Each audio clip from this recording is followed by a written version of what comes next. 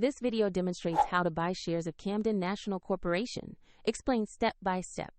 Camden National is a regional bank listed on NASDAQ under the ticker CAC, and this guide is educational only, not financial advice.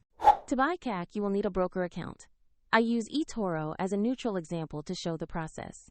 After registering on the platform, you must verify your account, typically by uploading an ID, and you will need to add funds to trade. Use the platform's search bar to enter the ticker CAC and look for Camden National Corporation. Confirm you have selected the correct listing on NASDAQ before proceeding. On the stock page, you will see basic company details and a price chart for CAC, so review the company summary and recent price action to confirm this is the right instrument. To invest, click Buy, choose the amount or number of shares you want, then review the order details carefully and confirm the trade.